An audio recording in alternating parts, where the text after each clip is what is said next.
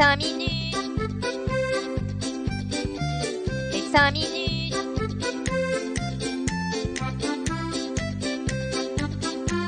Les 5 minutes du coin. Bonjour à tous et bienvenue pour ce nouvel épisode des 5 minutes du coin. La petite citation de la semaine, nous n'avons aucun indice quant à ce qui arrivera dans 5 ou 10 minutes, alors imaginez dans une année ou 10 ans. C'est d'autant plus d'actualité quand on voit ce qui s'est passé avec FTX et qu'il était totalement inattendu pour la plupart des investisseurs. Une semaine plutôt ombragée pour le monde des cryptos quand de son côté le marché boursier se porte plutôt bien. Nous on pleure dans notre coin depuis la chute de FTX avec un bitcoin qui reste aux alentours des 16 000 $. On a le Fear and Greed Index qui est aussi gentiment entre les 20 et 24 dans l'extrême peur. Mais ce qui effraie réellement l'écosystème, c'est la potentielle publication de la sextape de Sam et Caroline. Ça, ce serait un véritable drame dont personne ne sortirait indemne. J'espère que vous êtes assis, parce que là je vais vous annoncer un truc qui va vous faire tout drôle. Visa arrête son partenariat pour la création d'une carte bancaire avec FTX. En même temps, c'est plutôt compliqué de se servir d'une carte bancaire d'un exchange où tous les retraits sont bloqués. Mais bon, jusque là tout va bien. Visa, qui se tire d'ailleurs la bourre avec Mastercard, doit plutôt faire la gueule parce que là, on peut dire qu'ils avaient vraiment misé sur le mauvais cheval. La brebis galeuse ou encore le couteau le moins aiguisé du tiroir. Cette semaine, dans le métro, il y avait un vieux à côté de moi qui lisait les 20 minutes. C'est le journal des 20 minutes consacré au Web3. Et on peut dire qu'une grande partie du papier était consacrée aux NFT, car pour moi, il est clair que ce sont les NFT qui trouveront en premier leur application dans notre vie de tous les jours et qui lanceront l'adoption du grand public de tout ce qu'il y a derrière. C'est pour ça qu'encore une fois, on va pas mal parler de NFT. Bon, là je m'adresse aux bricoleurs du dimanche qui m'écoutent. Vous avez déjà dû aller dans une enseigne de bricolage parce que quand vous êtes lancé dans votre chantier, au dernier moment, il vous manquait la seule petite vis de merde qu'il faut pour finir. Là, on va parler d'une enseigne de bricolage qui s'appelle Weldom, donc j'imagine que vous connaissez. Weldom qui font également partie de l'association des Bricots du Cœur qui réalisent des chantiers caritatifs en France et même à l'étranger dans le but d'aider les plus démunis.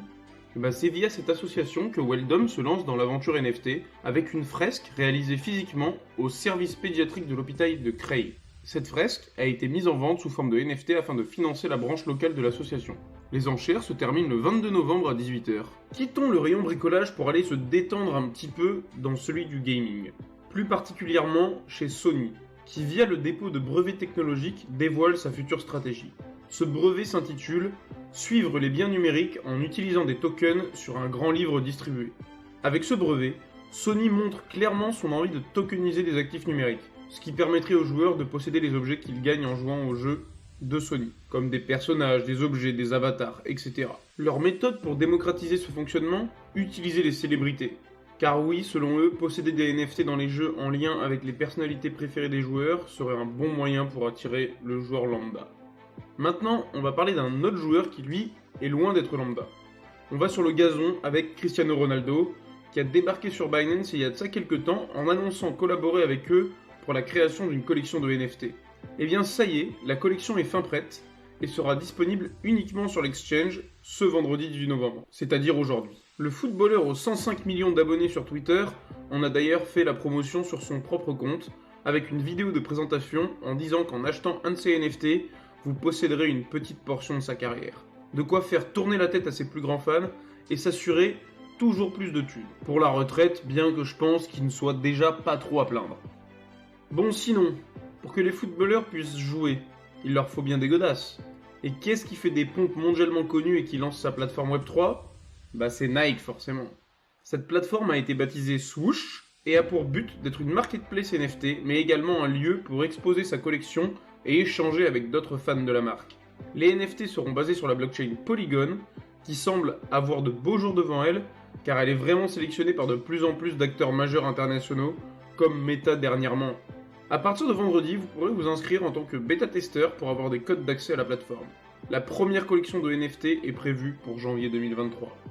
Transformer le football, les NFT le font, ainsi que les fan tokens. Mais maintenant, on a une plateforme qui veut faire évoluer le monde du recrutement footballistique. Son nom, Talent Idéo.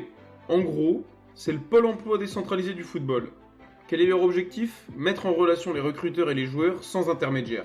Les joueurs pourront se créer un passeport sportif qui contiendra les informations personnelles, professionnelles et du contenu multimédia, un genre de CV en un peu plus moderne quoi. Ce passeport sera consultable uniquement par les gens validés par l'émetteur du passeport, On peut dire que le pari qu'ils prennent, c'est offrir un univers de recrutement plus sain, mais aussi grandement faciliter le travail des recruteurs qui n'auront plus besoin de parcourir le monde entier pour entrer en contact avec de potentiels talents prometteurs. Ça reste encore dans l'hypothèse où tous ces futurs talents seraient sur leur plateforme, et ça j'imagine que c'est pas encore pour tout de suite. Les monnaies numériques de banque centrale font parler de plus en plus d'elles, et on a du mouvement côté américain. La Banque centrale américaine lance un pilote de MNBC avec de grands groupes institutionnels comme Mastercard, Citigroup, HSBC et encore d'autres. Le test est censé durer 12 semaines et se déroulera uniquement en interne avec les banques participantes au projet. Cela permettra de se faire une idée sur le gain de temps qui résulte de la mise en place d'une MNDC institutionnelle. Aucune date prévisionnelle de déploiement officielle n'a encore été annoncée, contrairement à celle de l'Europe qui est prévue pour 2026-2027, s'il n'y a aucun retard bien entendu, ce qui devrait arriver, hein. On est en Europe, on a une réputation à tenir.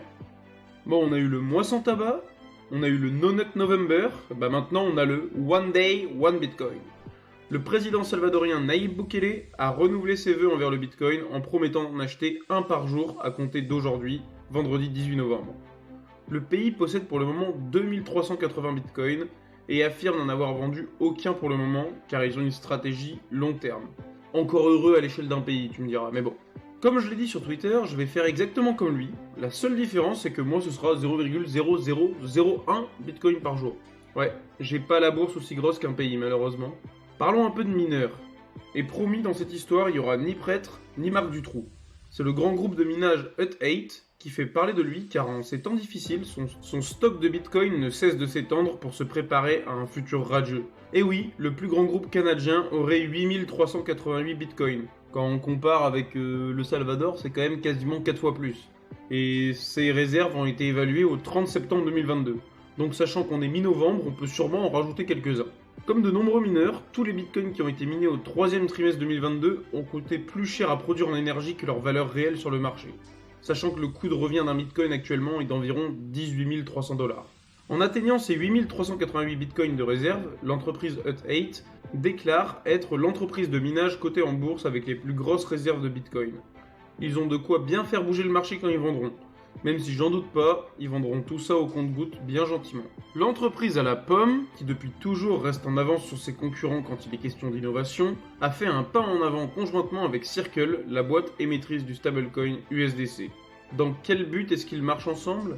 Pas pour faire du sport, non, mais comme d'habitude pour faire du fric. Le but de Circle est de donner l'opportunité aux entreprises crypto utilisant l'écosystème de Circle de permettre à leurs clients d'utiliser Apple Pay comme moyen de paiement.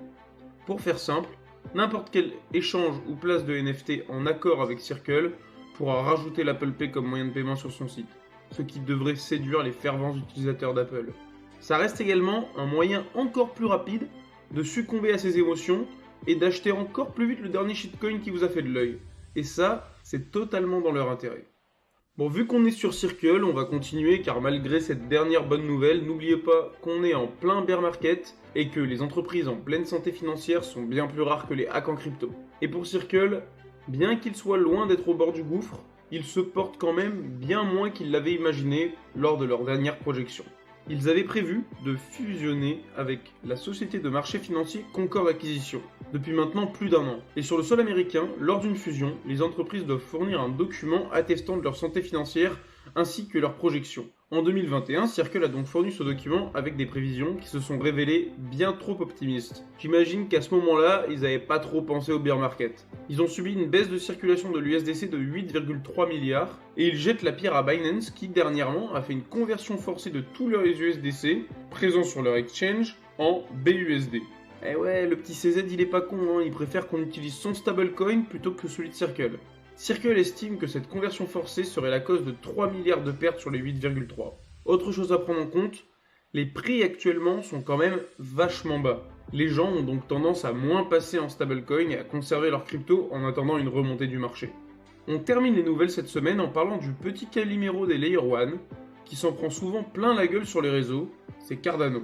Leur dernière mise à jour Vasil s'était passée sans accroc, mais également totalement inaperçue.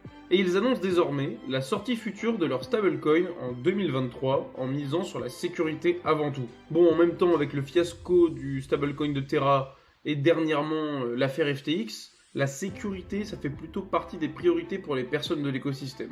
Le stablecoin, qui s'appellera USDA, se veut donc entièrement backé par de la monnaie fiat avec un taux de 1 pour 1. Ce qui veut dire que pour un USDA émis, il y aura $1 fiat derrière pour assurer la stabilité. Le déploiement d'un stablecoin sur le réseau Cardano va permettre à cette blockchain de proposer des services de finances décentralisés, ce qui devrait rendre leur écosystème un petit peu plus sexy et peut-être attirer plus d'utilisateurs. Merci d'avoir suivi ces 5 minutes du coin. Si ce condensé de l'actualité vous a plu, n'hésitez pas à me suivre ici et sur Twitter. Bonne journée à tous, et surtout, hold on for dear life!